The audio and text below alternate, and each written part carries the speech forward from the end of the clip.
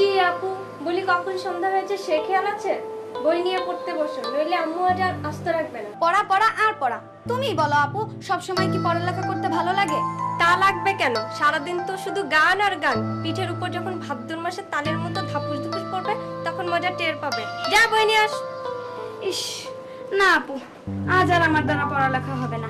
তার চেয়ে আমি যেই নতুন ছড়া গানটি শিখেছি, তুমি বরং সেটাই শুনো। আবার কোন ছড়া গান শিখেছিস? শুনবে? তাহলে শুনো। আম্মু একবার কয় কেন পড়তে বসিস না, আব্বু একবার কয় কেন লিখতে বসিস না। কি করে বলি আমি পড়ালেখা ভালো লাগে না, ভালো লাগে না। কি করে বলি আমি পড়ালেখা ভালো লাগে না, ভালো লাগে না।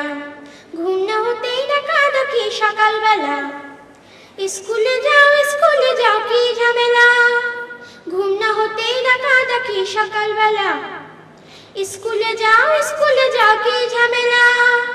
ঘুম যে চোখে মানে না, আম্মু তাহা বোঝে না। ঘুম যে চোখে মানে না, আম্মু তাহা বোঝে না। চোখ রাঙিয়ে বলে আমায় দেরি করিস না, দেরি করিস না।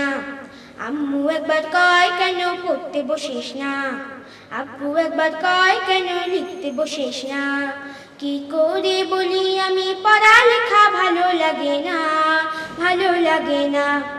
আমি যদি বলি একটু করবো খেলা, আম্মু বলেন খেলবে কেন দুপুরবেলা। আমি যদি বলি একটু করবো খেলা, আম্মু বলেন খেলবে কেন দুপুরবেলা।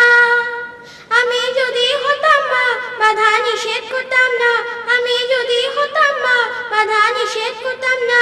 আমার ছেলে বলতো আমায় কত ভালো মা, কত ভালো মা। আম্মু একবার কয় কেন পড়তে বসিস না, আব্বু একবার কয় কেন লিখতে বসিস না। কি করে বলি আমি পড়ালেখা ভালো লাগে না, ভালো লাগে না।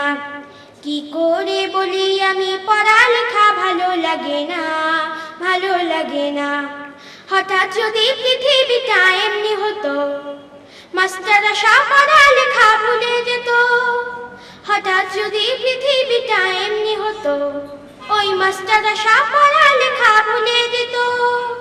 হতো যদি ঘূর্ণিঝড় উড়ে যেত স্কুল ঘর, হতো যদি ঘূর্ণিঝড় উড়ে যেত স্কুল ঘর। জুম্মা বারের সিন্নি দিতাম মনের বাসনা, মনের বাসনা। আম্মু একবার কয় কেন পড়তে বসিস না, আব্বু একবার কয় কেন লিখতে বসিস না। কি করে বলি আমি পড়ালেখা ভালো লাগে না, ভালো লাগে না। কি করে বলি আমি পড়ালেখা ভালো লাগে না, ভালো লাগে না। মানুষের শরীরটাই আসল মানুষ নয়, শরীরের মধ্যে যে রূহ আত্মা আছে সেটাই মানুষ। দুনিয়া যত মানুষ ছিল, যত মানুষ আছে আর যত হবে, সব মানুষেরই রূহ আগে তৈরি হয়েছে। কোথায় এসব রূহ থাকে তা আমাদের জানার উপায় নেই। যখনই আল্লাহ কোনো রূহকে দুনিয়ায় পাঠাতে চান, তখনই তার জন্য মায়ের পেটে মানুষের একটা ছোট্ট শরীর তৈরি করে এর মধ্যে রূহ দেন। জন্মের পর সেই শরীরটা আস্তে আস্তে বড় হয়। দুনিয়ায় এই শরীরটা দিয়েই মানুষ সব কাজ করে। যখন মানুষ মরে তখন শুধু শরীরটাই মরে, রূহ আবার শরীর থেকে আলাদা হয়ে যায়। আলাদা হয়ে কোথায় থাকে এবং কিভাবে থাকে তা দুনিয়া থেকে বোঝা যায় না। যতদিন এ দুনিয়া চলতে থাকবে ততদিন ওই সব রূহ এভাবেই থাকবে। দুনিয়ায় যারা আল্লাহর কথা মতো কাজ করেছে তারা সেখানে আরামেই থাকবে, আর যারা খারাপ কাজ করে গেল তারা দুঃখেই থাকবে। সেই দিনই হলো কিয়ামতের দিন। এই আপু, কিয়ামত কি? তুই অঙ্ক করছিস, বসে বসে অঙ্ক কর। কিয়ামত কি সেটা তোকে জানতে হবে না। আবার একরকম দুনিয়া পয়দা হবে, সব মানুষের শরীর আবার তৈরি হবে। যারা ভালো মানুষ তাদের শরীর খুব সুন্দর হবে, আর খারাপ লোকদের বৃষ্টি করে তৈরি করা হবে। তাহলে দেখা গেল মানুষ তৈরি হবার পর আর মরে না, শুধু মানুষের শরীরটাই একবার মরে আবার তৈরি হয়। সে কি আপু, মানুষ মরে গেলে আবার জিন্দা হবে? আবার আগের মতো হাসতে পারবে, খেলতে পারবে? আচ্ছা আপু, মানুষ মরে কেন? আমাদের দাদিও মরে গিয়েছেন। আচ্ছা আপু, মানুষ মরে কোথায় যায়? জানি না। সে কি আপু, তুমি দেখছি কিছুই জানো না। তাহলে এসব বই পড়ো কেন? হয়েছে, তোকে আর বকবক করতে হবে না। বসে বসে অঙ্ক করছিস, অঙ্ক কর। বারে, আমাকে ধমকাচ্ছ কেন? আমি কি খারাপ কিছু বলেছি নাকি? তুমি কত লেখাপড়া করেছো, কিন্তু কিয়ামত কি তাই জানো না। মানুষ মরে কোথায় যায় তাও বলতে পারলে না। আর তুই বুঝি সব জানিস? আমি না জানলে দাদু নিশ্চয়ই সব জানে। যাই, দাদুকে গিয়ে জিজ্ঞেস করি। যা, এখান থেকে গিয়ে আমাকে উদ্ধার কর। চল।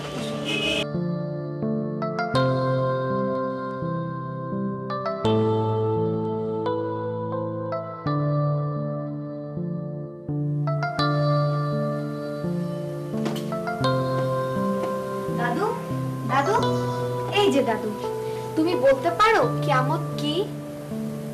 কেন রে দাদু, হঠাৎ কিয়ামত নিয়ে প্রশ্ন করছিস কেন? আপু বই পড়ছে, সেই বইতে লেখা এই দুনিয়াটা নাকি একদিন ভেঙে যাবে, আর সেই দিনই কিয়ামত হবে। ও এই কথা। বলো না দাদু, এই এত সুন্দর দুনিয়াটা কি সত্যি সত্যি ভেঙে যাবে? হ্যাঁ দাদু, এই দুনিয়াটা একদিন সত্যি ভেঙে চুরমার হয়ে যাবে। সে কি দাদু, এই দুনিয়াটা কি কাচের গ্লাসের মতো যে হাত থেকে পড়লেই টুকরো টুকরো হয়ে যাবে? আল্লাহর কাছে এই দুনিয়াটা কাচের গ্লাসের চেয়েও নরম, বুঝলি দাদু? আল্লাহ, সে আবার কে? আল্লাহ হচ্ছেন তিনি যিনি এই সুন্দর পৃথিবীটা সৃষ্টি করেছেন। তিনি কোথায় থাকেন দাদু?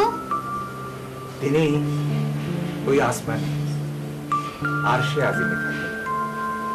এই সুন্দর পৃথিবী, এই সুন্দর তারা, চাঁদ, যা কিছু দেখতে পাচ্ছ, এই সবই তারই সৃষ্টি। আর তুমি কি জানো, আল্লাহ এই দুনিয়া, এই আসমান, তাতে চন্দ্র, সূর্য, গ্রহ, নক্ষত্র সবকিছু মাত্র 6 দিনে বানিয়েছেন। আর আল্লাহ এসব বানিয়েছেন শুধুমাত্র মানুষের জন্য। আচ্ছা দাদু, মানুষকে কে বানিয়েছে? মানুষকেও আল্লাহ বানিয়েছেন। তাহলে যে আম্মু বলেন আমি আর আপু নাকি আম্মুর পেট থেকে হয়েছি? হ্যাঁ, তোমার আম্মু ঠিকই বলেছেন। সে কি দাদু, তুমি এই না বললে মানুষকে আল্লাহ বানিয়েছে? তাহলে আমি আর আপু কি মানুষ নই? তোমরা অবশ্যই মানুষ। তোমরা যেমন তোমার মায়ের পেট থেকে হয়েছো, এটা যেমন সত্যি, তেমনি এটাও সত্যি যে আল্লাহই তোমাদের বানিয়েছে। আল্লাহ? আমি বলছি হাতি, না বাঘ, না হাতি, আমি বলছি বাঘ, হাতি, বাঘ, হাতি, আমি বলছি বাঘ।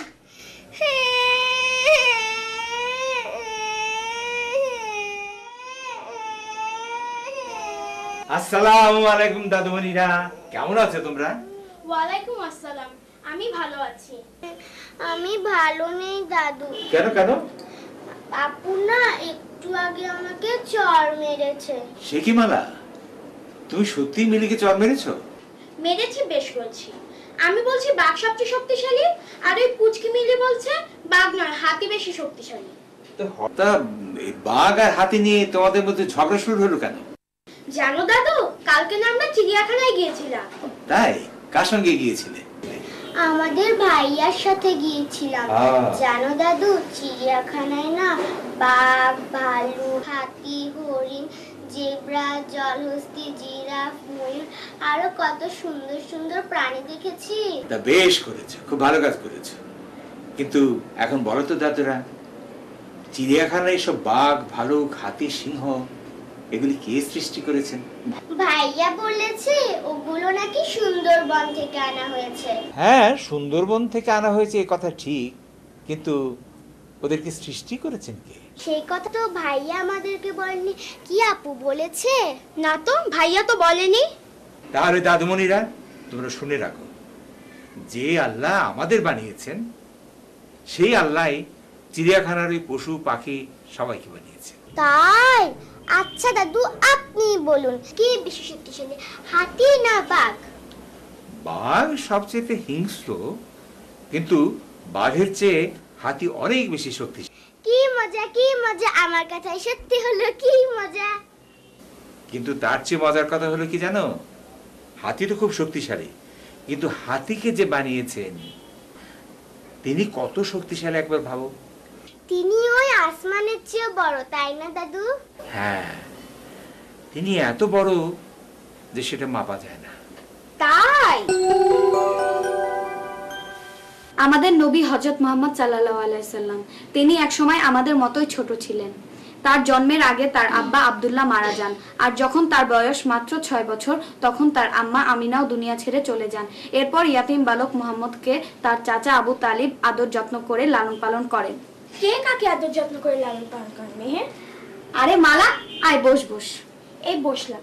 তা তুই এত মনোযোগ দিয়ে কি বই পড়ছিস? আমাদের নবীর কথা পড়ছি। তা তো বুঝলাম, কিন্তু বইটির নাম কি? বইয়ের নাম হলো কিশোর মনে ভাবনা জাগে। এই বইয়ের নাম তো আগে কখনো শুনিনি। তা তুই এই বই কোথায় পেলি? আমাদের দাদু এনেছে। জানিস মালা, এই বইটা পড়ে না আমার খুব কষ্ট হয়। তুই কি যাতা বলছিস? বই পড়ে কি আবার কারো মনে দুঃখ জাগে নাকি? দুঃখ হয় কি না হয় তুই এই জায়গাটুকু একটু পড়ে দেখ, এই যে এখান থেকে। তার জন্মের আগেই তার আব্বা আব্দুল্লাহ মারা যান, আর যখন তার বয়স মাত্র 6 বছর তখন তার আম্মা আমিনাও দুনিয়া ছেড়ে চলে যান। ইস, কি সাংঘাতিক! আব্বা আম্মা দুজনেই নবীকে ছেড়ে চলে যান। হ্যাঁ, দে বাকিটুকু আমি পড়ি। না, তুই শোন, আমি পড়ি। যারা নবী হয়ে দুনিয়ায় আসেন তারা জন্ম থেকেই নবী হন, তাই ছোট বয়সে তারা আদর্শ বালক মুহাম্মদকে দেখে সব বালকই স্বীকার করত যে এর মতো ভালো ছেলে আর কেউ নেই। আমরা যদি ভালো ছেলে হতে চাই তাহলে কোনো আদর্শ ছেলেকে দেখে দেখে সেরূপ হওয়ার চেষ্টা করতে হবে। এমন আদর্শ ছেলে কোথায় পাবো? বালক মুহাম্মদ আমাদের আসল আদর্শ, কিন্তু তাকে আমরা কেমন করে পাবো? হ্যাঁ রে মালা, আমাদের নবী তো আর নেই। দাদু বলেছেন তিনি নাকি 1400 বছর আগে ওই আল্লাহর কাছে চলে গিয়ে। চুপ কর, দেখি এরপর কি লেখা আছে। তার জীবন কথা পড়লেই তাকে কাছে পাওয়া যায়। তিনি তার সমান বয়সের সব বালক বালিকার সাথে সব সময় হাসি মুখে কথা বলতেন। কারো সাথে ঝগড়া ও মারামারি করতেন না। ঝগড়া করতে দেখলে মিষ্টি কথায় তাদের ঝগড়া মিটিয়ে দিতেন। কোনো ছেলে তাকে গালি দিলে তিনি তাকে হাসি মুখে বুঝিয়ে দিতেন। তখন সে ছেলে লজ্জা পেয়ে আর কোনো সময় গালি দিত না। তিনি মুরব্বীদের কথা মতো চলতেন, তাই সবাই তাকে আদর করত। লোকে তাকে যত ভালো বলতো তিনি এর চেয়েও বেশি ভালো হয়ে চলতেন। কি হলো, থামলি কেন? পড়। না রে, আর পড়বো না। কেন পড়বি না? শুনলি না, আমাদের নবী বাল্যকালে সবার সঙ্গে কত ভালো ব্যবহার করেছেন, কার সঙ্গে ঝগড়া করেননি, সবার সঙ্গে মিলেমিশে চলেছেন, সবাই তাকে কত আদর করতো। আর আমি কিনা আমার ছোট বোন মিলিকে সারাদিন মারছি, ঝগড়া করছি, চিন্তাচ্ছি। আজ আমি উঠি রে। মালা দাঁড়া, মা ভাপা পিঠা বানিয়েছে, খেয়ে যা।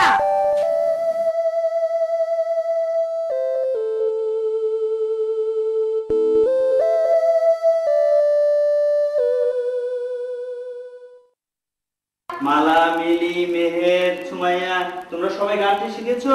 জি ভাইয়া। তাহলে শুরু করা যাক। আর হ্যাঁ, তোমাদের জন্য এই গানটি লিখেছেন কবি মতিউর রহমান মল্লিক। ওকে, তাহলে আমরা শুরু করে দেই। 1 2 3।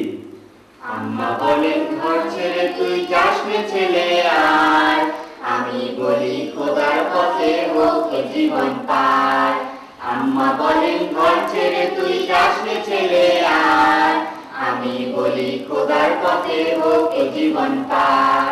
নিজের জন্য করলি না তুই কিছু, আল্লাহ জানেন ঘুরিস তাদের কিছু।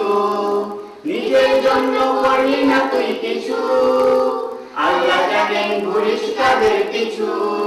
কি যে করিস কোথায় থাকিস বুঝি না কারবার, কি যে করিস কোথায় থাকিস বুঝি না কারবার। আমি বলি খোদার পথে হোক জীবন পার, আমি বলি খোদার পথে হোক জীবন পার। আম্মা বলেন ঘর ছেড়ে তুই যাস নে ছেলে আয়, আমি বলি খোদার পথে হোক জীবন পার। আম্মা বলেন ঘর ছেড়ে তুই যাস নে ছেলে আয়, আমি বলি খোদার পথে হোক জীবন পার। তো আজকে এই পর্যন্তই। আগামী দিনে তোমরা ভালো করে মুখস্থ করে আসবে, অনেক দরদ দিয়ে গানটা শিখতে হবে, ঠিক আছে? জি ভাইয়া। ত্রিভুবনের প্রিয় মুহাম্মদ, ত্রিভুবনের প্রিয় মুহাম্মদ এলো রে দুনিয়ায়। রে সাগর আকাশ বাতাস দেখবি যদি আয়, আয় রে সাগর আকাশ বাতাস দেখবি যদি আয়। দূরের ধরা বেহেশতে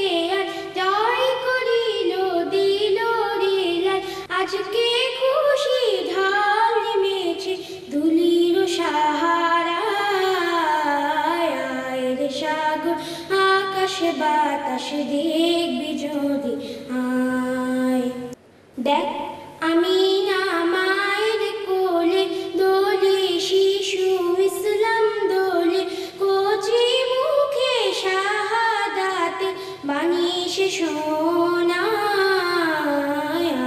রে সাগর আকাশ বাতাস দেখবি যদি আয় নিখিল দরুদ পড়লো এ নাম সাল্লাল্লাহু আলাইহি ওয়াসাল্লাম জিন পড়ে ফেরেশতা সালাম জানাই নবীজির পায় রে সাগর আকাশ বাতাস দেখবি যদি আয় রে সাগর আকাশ বাতাস দেখবি যদি আয়। মারহাবা, মারহাবা। আমার দাদু কি সুন্দর গান শিখেছে। আমার রসুলের নামে গান, আমার এই নাতনির দরদ ভরা কণ্ঠে, এ যে আমার কত বড় সৌভাগ্য, এ যে আমার কত বড় সৌভাগ্য। সে কি দাদু, তুমি কাঁদছো কেন? এই কান্না নয় দাদু, এই কান্না নয়, এ হচ্ছে আনন্দাশ্রু। তোমার কণ্ঠে আমার রাসূলের গান শুনে বুকটা আমার ভরে গেছে, বুকটা আমার খুশির জোয়ারে ভেসে গেছে। সেই খুশির জোয়ারের পানি চোখ বেয়ে পড়ছে। আমার দাদুর কণ্ঠে আমার রাসূলের গান, আমার দাদুর কণ্ঠে আমার রাসূলের গান, এই যে আমার কি সৌভাগ্য। আচ্ছা দাদু, তুমি বারবার আমার রাসূল বলছো, রাসূল কে দাদু? রাসূল রাসূল হলেন আল্লাহর প্রেরিত মহাপুরুষ, যার নাম মুহাম্মদ এবং আহমদ। তিনিও দাদির মতো আল্লাহর কাছে চলে গিয়েছেন। তিনি কোথায় ছিলেন দাদু? মক্কা নগরীতে। মক্কা নগরী? সেটা আবার কোথায়? আরব দেশে দাদু, আরব দেশে ওই মক্কা নগরীতে আজ থেকে 1400 বছর আগে 570 খ্রিস্টাব্দে 12ই রবিউল আওয়াল সোমবার তিনি মা আমিনার গর্ভ থেকে ভূমিষ্ঠ হয়েছিলেন। তিনি এসেছিলেন মানব জাতির জন্য রহমত স্বরূপ। তিনি এই পৃথিবীতে মাত্র 63 বছর বেঁচে ছিলেন। শুনবি দাদু তার জীবন কাহিনী? এসো দাদু, এসো আমার বুকের মাঝে এসো। তোমার দরদ ভরা কণ্ঠে আমার রাসূলের গান শুনে আমার বুকটা শীতল হয়ে গেছে। আমাদের আজকের সাধারণ জ্ঞান প্রশ্ন উত্তর পর্বে আজকে যে বইটি নির্ধারণ করা হয়েছে সেই বইটির নাম তোমরা জানো? জি ভাইয়া। বইটির নাম কি বলো তো? কিশোর মনের ভাবনা জাগে। মাশাআল্লাহ, দেখি সবাই বইটির নাম মুখস্থ করেছো। হ্যাঁ, নিশ্চয়ই বইটা সবাই ভালো করে পড়েছো, তাই না? জি ভাইয়া। এবার দেখবো কে কতটুকু শিখেছো। আমার ডান দলে আছে ক দল, বাম দলে হলো খ দল। আমি প্রশ্ন করার পরে যে দল প্রথম হাত তুলবে সেই দল প্রথমে উত্তর দেওয়ার সুযোগ পাবে। উত্তর সঠিক না হলে দ্বিতীয় দল উত্তর দেওয়ার সুযোগ পাবে, ঠিক আছে? আর যে দল সবচেয়ে বেশি উত্তর দিতে পারবে সেই দল বিজয়ী বলে ঘোষণা হবে। তোমরা রাজি আছো? জি ভাইয়া। মাশাআল্লাহ, তাহলে আমরা এবার প্রশ্ন উত্তর পর্বে যাই, ঠিক আছে?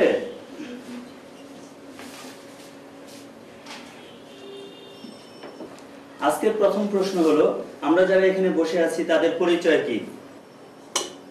আমার মনে হয় ক দল হাত তুলেছে আগে। ক দলের দলপতি তারা উত্তর দাও তো, আমাদের পরিচয় কি?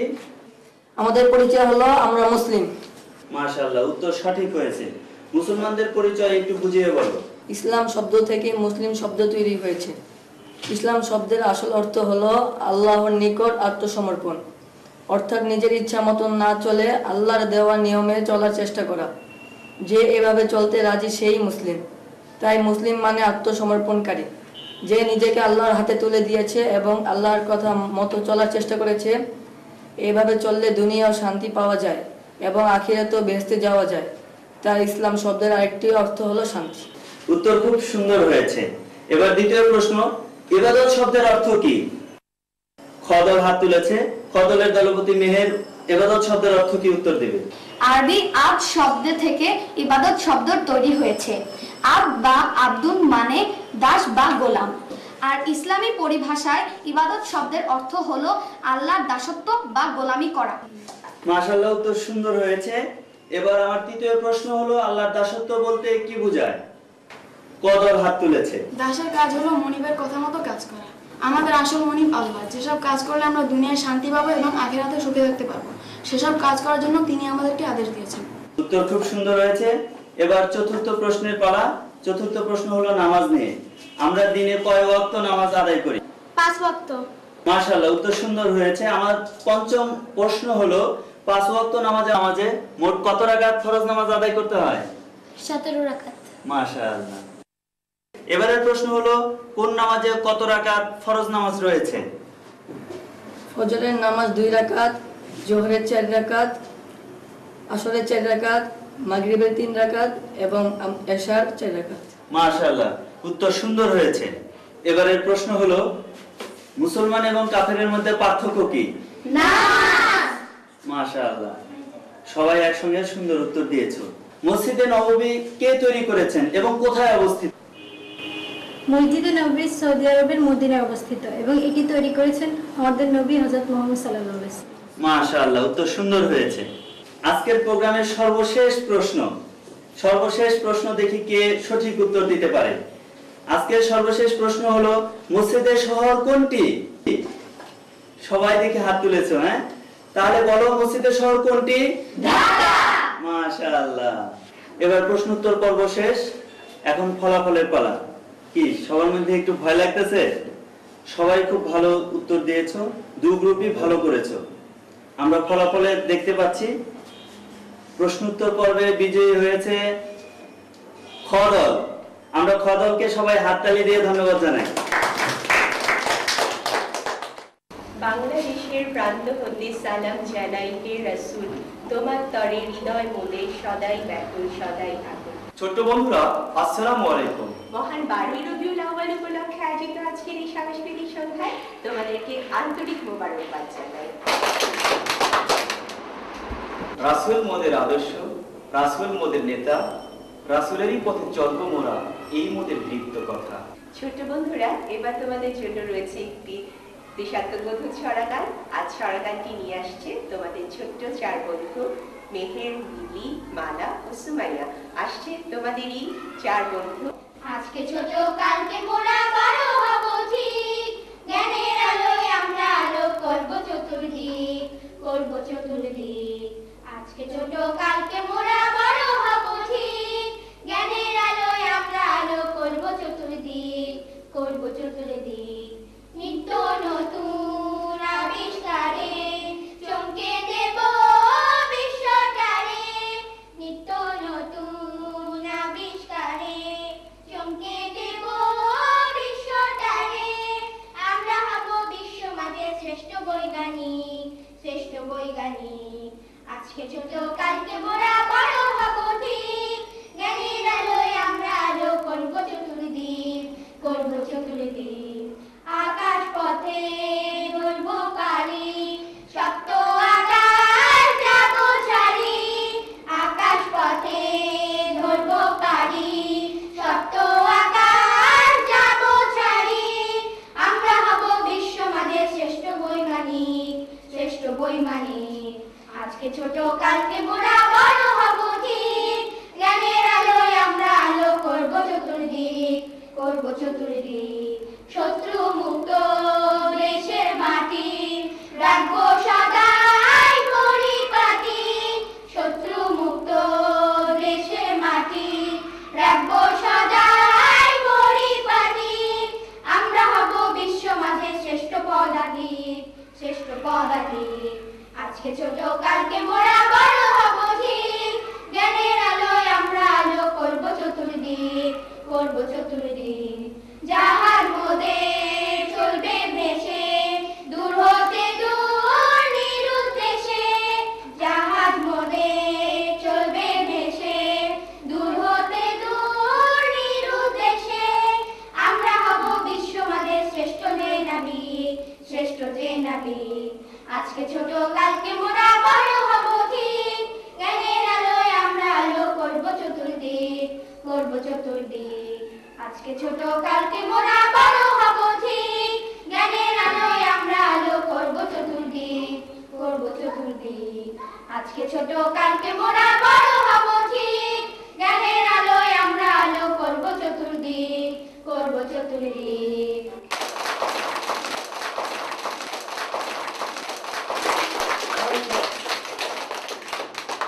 ছোট্ট বন্ধুরা, গান তোমাদের নিশ্চয়ই ভালো লেগেছে আর তোমরাও নিশ্চয়ই দেশ গড়ার শপথ নেবে। হ্যাঁ, এবার তোমাদের জন্য রয়েছে একটি কবিতা, রসুলের শানে কবিতা, আর কবিতা নিয়ে আসছে তোমাদেরই এক বোন মিলি। তোমায় খোঁজার যাত্রা পথে লাগলে ধুলা পায়, নরক জ্বালায় জ্বলবে না তা তোমার করুণ নয়। একটি সকাল একটি বিকাল হাঁটলে তোমার পথে, অধিক কদর দাও যে ধরায় সকল কিছু হতে। একটি কদম তোমার পথে বাড়িয়ে দিলে পরে, সকল গুনাহ ক্ষমা করো অসীম দয়া ভরে। তোমায় জানার খোঁজে যে জন নামে তোমার পথে, আমার প্রেমে উঠাও তারে পথের ধুলা হতে। তোমার প্রেমে মুগ্ধ যে জন তাহার হৃদয় পড়ে, তোমার মহান আসন টানে সদাই বিরাজ করে। সর্বশেষ এবং সবচেয়ে আকর্ষণীয় অংশ অভিনয়। কি বন্ধুরা, অভিনয়ের কথা শুনে সবাই দেখছি খুশিতে মেতে উঠেছ। বুঝেছি, সবাই অভিনয়ের প্রতি আসক্ত।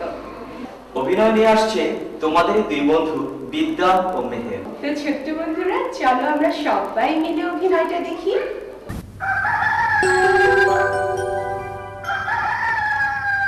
মোরগ, হ্যাঁ এবার দেখো তো মোরগকে ধাওয়া করে কে এগিয়ে আসছে? শিয়াল। এই পাজি শিয়ালটা দেখে আমার পিছু নিয়েছে। এখন কি করি, কোথায় পারি? বনের মধ্যে দৌড়ালে তো বেটা নির্ঘাত ঘাড় মটকাবে। ইস, কি সুন্দর টকটকে লাল মোরগ, যেমন মোটা তেমন তাজা। ছলে বলে একবার নাগালের মধ্যে পেলেই হয়, ঘাড় মটকে খুব মজা করে খাবো। দেখি জিহ্বা দিয়ে দেখছি টস টস করে পানি পড়ছে। যাই, মোরগটাকে ধরে ফেলি। বেটা আবার মতলব টের পেলেই। শিয়াল দেখি একেবারে কাছে এসে পড়ছে। এখন কোথায় যে কোন দিকে পালাই?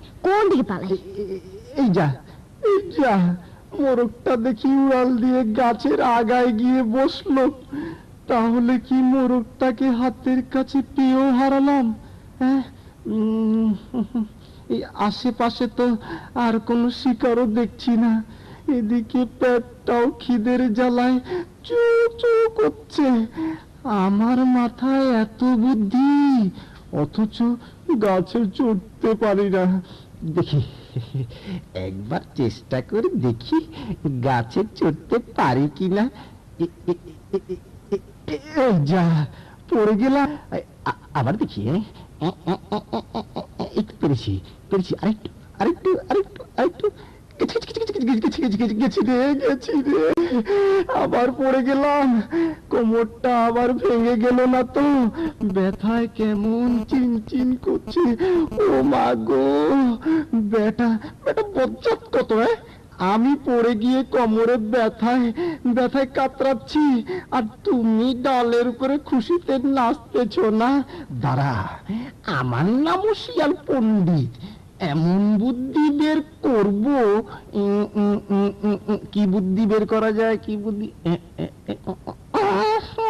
পেয়েছি। এবার বেটাকে নাগালের মধ্যে পাওয়ার বুদ্ধিটা পেয়েছি। বেটা তো শুভে সাদেকের সময় বলে চিৎকার দিয়ে সবাইকে নামাজের জন্য ডাকে। নিশ্চয়ই বেটা পাক্কা মুসলমান। নামাজের কথা বললে বেটা হয়তো নিচে নেমেও আসতে পারে। আর তখনই কি ব্যাপার, শিয়াল বেটা তো লড়াচড়ার লক্ষণই দেখছি না। সে কখন থেকে চুপ করে বসে আছে। বেটা আবার রক্ষা পায়নি তো। যাই, নেমে গিয়ে দেখে আসি। কিন্তু আসসালামু আলাইকুম মোরগ ভাইয়া। এই সেরেছে বেটা দেখি এখনো।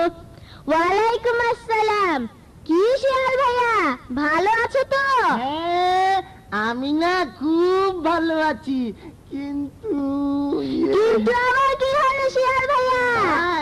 মানে বলছিলাম কি, তুমিও মুসলমান আমিও মুসলমান।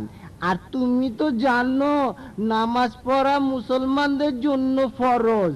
তুমি যদি নিচে নেমে আসতে তাহলে দুই ভাই মিলে জোহরের নামাজটা পড়ে ফেলতাম আর কি। নামাজ পড়া যে ফরজ সে কথা আমিও জানি, কিন্তু এখন তো নামাজ পড়া যাবে না ভাইয়া। কেন কেন কেন কেন এই এখন নামাজ পড়া যাবে না কেন? তুমি কি জানো না 3 সময়ে নামাজ পড়া হারাম, মানে নিষেধ। কই কই এই কথা তো কখনো আগে শুনিনি ভাই। তাহলে শুনে রাখো, সূর্য ওঠার সময়, সূর্য ডোবার সময় এবং দুপুরবেলা সূর্য যখন ঠিক মাথার উপরে থাকে, এই 3 সময়ে নামাজ পড়া হারাম। আর তুমি তো দেখতেই পাচ্ছ সূর্য এখন ঠিক আমাদের মাথার উপরে, সূর্য পশ্চিম দিকে কাত হোক, তারপরে আমরা জোহরের নামাজ পড়ব। ঠিক আছে, এই বনের মধ্যে তুমি হলে গিয়ে আমার সব চাইতে আপন বন্ধু। তুমি যখন বলছো তখন আমি বুঝতে পেরেছি বেটার জন্য আরো কিছুক্ষণ বসে থাকতেই হবে।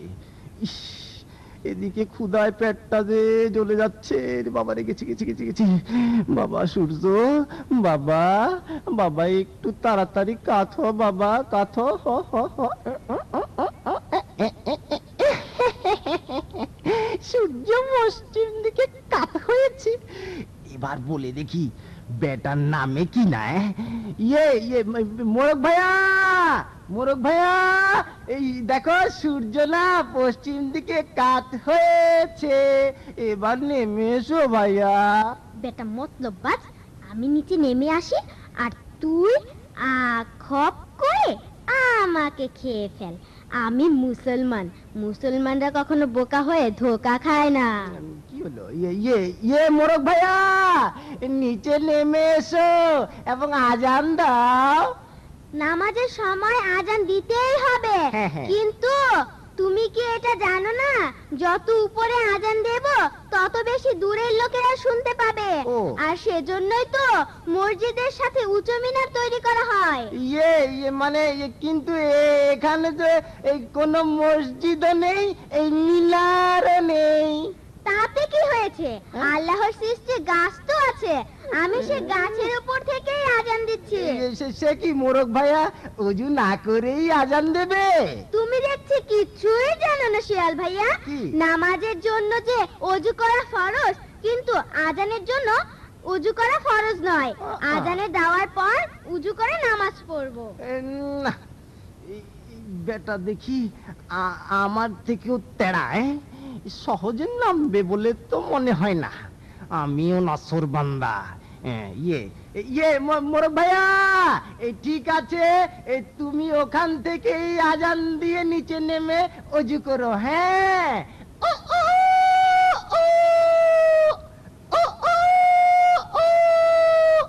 কই মোরক ভাইয়া, মোরক ভাইয়া, আরে আজান তো শেষ হলো, এবার নেমে এসো ভাই। একটু অপেক্ষা করো, তুমি তো জানো আজানের পর মুসল্লিদের জন্য অপেক্ষা করতে হয়। সে কথা তো আমি জানি, কিন্তু তুমি কি এটা জানো না যে সঠিক সময় নামাজ পড়া উত্তম? হায় আল্লাহ, ওই বেটা মতলববাজ শিয়াল হাত থেকে তুমি আমায় রক্ষা করো। তুমি তোমার তরফ থেকে আমার জন্য সাহায্যকারী পাঠাও। হায় আল্লাহ, বিপদে তুমি সবচেয়ে বড় বন্ধু। হায় আল্লাহ। কি হলো মোরক ভাইয়া? আরে নামাজের ওয়াক্ত তো চলে যাচ্ছে। তুমি কি জানো না এক ওয়াক্ত নামাজ কাজা হলে 80 হোক বাদ্যযোগে খাটতে হবে। বলে দিলাম। আল্লাহ, তুমি আমাকে এই বিপদ থেকে উদ্ধার করো। আরে আরে, ওই দূরে কি দেখা যায়? ওই তো 2 তেঁতুল গাছের মাছ দিয়ে সরু রাস্তা ধরে কারা যেন আসছে। কুকুর। কি ব্যাপার? ওদিকে আবার মোরক কি দেখতেছে? দেখি দেখি দেখি। গেছি রে, খাইছে আমারে। এই কিসের ডাক শুনতে পাচ্ছি? কুকুর, কুকুর, কুকুর, তাই তো। ওরে বাবা রে, তাহলে এখন এত সুন্দর লালটুকে মোরগ না খেয়ে চলে যাবো, মানে শিয়াল ভাইয়া, কি ভাই? আল্লাহর শেষ মেহেরবানিতে একদল কুকুর এসেছে। আজকে জোহরের নামাজটা অনেক বড় হবে। কি করি তোর জামাতের? জীবনে মসজিদে ঢুকি নাই, আর আর আজ জামাতের নামাজ পড়বো না? তোকেও সালাম, তোর জামাতকেও সালাম, আমি আমার জান নিয়ে পালালাম। সে কি শিয়াল ভাইয়া, নামাজ না পড়ে কোথায় যাচ্ছ? অজু ছুটে গেছে ভাই, অজু করতে যাচ্ছি। আশেপাশে তো কোনো পানি দেখছি না, অজু করতে গেলে তো নামাজ কাজা হয়ে যাবে। তুমি বরং তায়াম্মুম করে আমাদের সাথে নামাজ পড়ো। তুমি তো জানো পানি না পাওয়া গেলে পাক মাটি অথবা পাথর দিয়ে তায়াম্মুম করে নামাজ পড়া যায়। মানে তুমি কি জানো না? তুমি কি এটাও জানো না যে আশেপাশে পানি আছে কিনা তাও খুঁজে দেখতে হয়? আমি এখন পানির খুঁজে চললাম। ওরে বাবা রে, চলি গেলাম।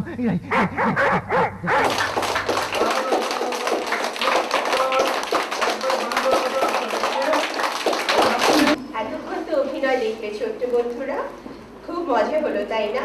এবার এসো দেখি শেয়াল হলো কে।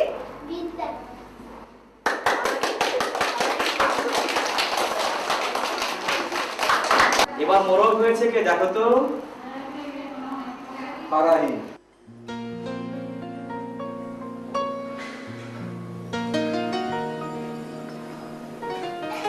দাদু দাদু, এই যে দাদু, দেখো কাদের নিয়ে এসে। মালা, মিলি, এসো এসো, বসো আমার পাশে বসো। দাদু, আমি আপনার কোলে বসবো। তো বসো, কিন্তু দাদু, তুমি আমার দিকে চেয়ে এমন মিটমিট করে হাসছো কেন? দাদু কেন হাসছে আমি বুঝতে পেরেছি। কি দাদু বলবো তুমি কেন হাসছো? থাক থাক থাক, বলতে হবে না। তার চেয়ে কাল সন্ধ্যাবেলা যে সাংস্কৃতিক অনুষ্ঠান হয়েছে সেটা তোমাদের কাল কেমন লেগেছে সেটাও। খুব ভালো লেগেছে দাদু। জানো দাদু, কাল কিনা আমরা শিয়াল আর মোরগ দেখেছি। তাই? আচ্ছা দাদু, হাদিস কি? কালকে না আমরা অনুষ্ঠানে হাদিস দিয়ে কবিতা শুনেছি। হাদিসের অর্থ হলো কথা, কিন্তু ইসলামী পরিভাষায় হাদিসের অর্থ হচ্ছে রাসূলের কথা। আল্লাহ পাক আমাদের রাসূলকে মানব জাতির জন্য একটা সবচেয়ে সুন্দর আদর্শ হিসেবে তৈরি করেছেন, যাতে করে আমরা তাকে অনুসরণ করে মানুষ হতে পারি। সেই জন্যে রাসূল কি বলেছেন তা আমাদের জানা দরকার। উনি কি করতেন, নিজে কি করতেন, অন্য কি করতে বলতেন, কি উনি অপছন্দ করতেন, সব আমাদের জানা দরকার।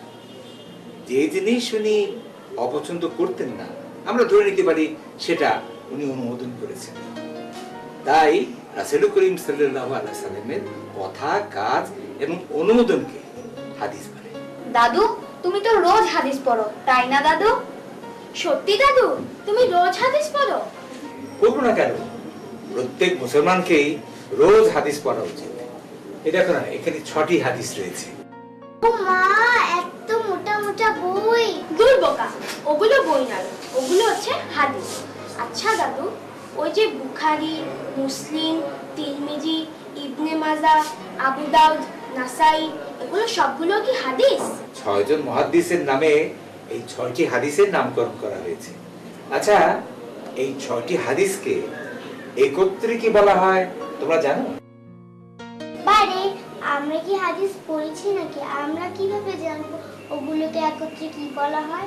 আচ্ছা, তাহলে তোমরা জেনে রাখো, এই 6টি হাদিস শরীফে একত্রে যে নাম বলা হয় সেটা হচ্ছে সিয়াসিত্তা। কি বললে দাদু? সিয়াসিত্তা? হ্যাঁ, 6টি হাদিসকে একত্রে বলা হয় সিয়াসিত্তা। দাদু, আমিও আজ থেকে হাদিস পড়বো। পড়বে? পড়বে? আমার দাদু বুদ্ধি, আমার দাদু। জানো দাদু, আমার আব্বু আম্মু না হাদিসও পড়ে না, কোরআনও পড়ে না। তাই নাকি? তাহলে তো খুবই খারাপ কথা। হাদিসও পড়েন না, কোরআনও পড়েন না, অথচ মুসলমান। তোরা দেখে যা আমিনা মায়ের কোলে, তোরা দেখে যা আমিনা মায়ের কোলে, মধু পূর্ণিমারে সেথা চাঁদ দোলে, মধু পূর্ণিমারে সেথা চাঁদ দোলে, তোরা দেখে যা আমিনা মায়ের কোলে, তোরা দেখে যা আমিনা মায়ের কোলে। আসসালামু আলাইকুম। ওয়ালাইকুম আসসালাম। মাশাআল্লাহ মাশাআল্লাহ, কি চমৎকার ভাবে সালামের জবাব দিয়েছো। এত সুন্দরভাবে সালামের জবাব দেয়া কে শিখিয়েছে তোমাকে? আমাদের দাদু শিখিয়েছে। জানো খালামণি, আমি না সালামের অর্থও জানি। তাই বলো তো দেখি সালামের অর্থ কি? তুমি যখন বললে আসসালামু আলাইকুম, তার মানে হচ্ছে তোমার উপর শান্তি বর্ষিত হোক। আর তার জবাবে আমি যখন বললাম ওয়ালাইকুম আসসালাম, তার অর্থ হচ্ছে তোমার উপরও শান্তি বর্ষিত হোক। মাশাআল্লাহ, আমার হীরামন পাখি মেহেরজান দেখি অনেক কিছু শিখে ফেলেছে। কি ব্যাপার, বাড়িতে কোনো সারা শব্দ পাচ্ছি না যে? আপা নিগার ওরে গেল কোথায়? আম্মু নিগার আপুকে নিয়ে ডাক্তারের কাছে গিয়েছেন, আর আব্বু এখনো বাসায় ফেরেননি। আর বাসায় শুধু আমি আর দাদু। তাই নিগারের আবার কি হলো? চোখে ব্যথা। জানো খালামণি, নিগার আপু না কাল রাতে ঘুমাতে পারেনি। কোন ডাক্তারের কাছে গিয়েছে? মিজান ডাক্তারের কাছে গিয়েছে। আরে মনোয়ারা, তুই কখন এলি? কি ব্যাপার আপা, তুই বাসায় ঢুকলে সালাম দিয়ে ঢুকলে না? কি বললি? আমার বাসা আমি ঢুকবো সালাম দিয়ে, তাও আবার তোকে? হ্যাঁ আপা, নিজের বাসায় হোক আর পরের বাসায় হোক, বাসায় ঢুকতে হলে সালাম দিয়ে ঢোকা উচিত। আর আমাকে সালাম দেওয়ার কথা বলছো? সালামের অর্থ ছোট বড় নির্ণয় করা নয়, সালামের অর্থ মঙ্গল কামনা করা। আর ইসলাম মানুষকে এটাই শেখায় যে আগে সালাম দেবে, সবটা তাই বেশি হয়। কি জানি, তোদের কাছে সব নতুন নতুন কথা শিখছি। এটা নতুন কথা নয় আপা, আমরা জানি না বলে আমাদের কাছে নতুন মনে হয়। কি বাবা, এই দাদুমণি কাঁদছে কেন? হ্যাঁ, খালু মাসুদ ভাইয়াকে নিয়ে মসজিদে গেছে। এখন মিলি বায়না ধরেছে সেও মসজিদে যাবে। বায়না ধরিনি দাদু, আজ তো কদরের রাত। আমাদের পাশের বাড়ির আরমান, আরিফ সবাই নতুন পায়জামা পাঞ্জাবি পরে মাথায় টুপি দিয়ে মসজিদে গিয়েছে। ও এইবার বুঝেছি, লাল সালোয়ার, লাল কামিজ, লাল ওড়না মাথায় দিয়ে বসে যে টুকটুক করে এসেছে, তাই না? আমি বউ সেজেনি দাদু, আমি মুসল্লি সেজেছি। হ্যাঁ, কি মুসল্লি?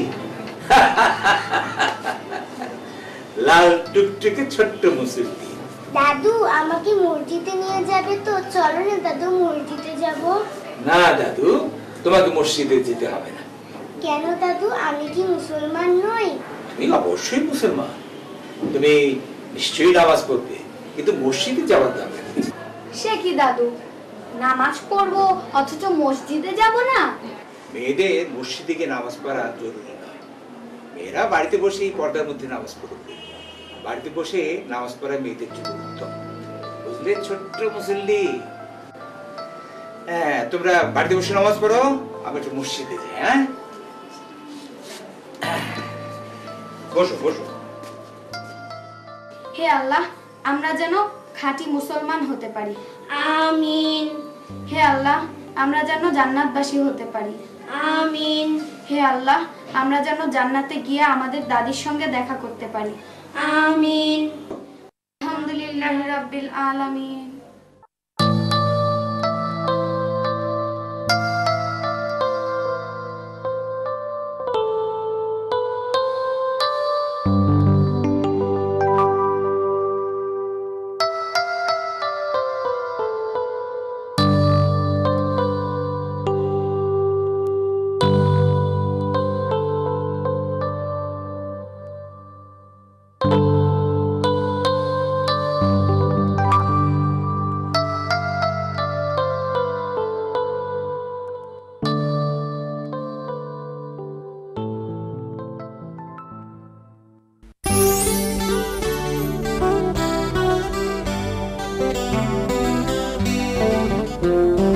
না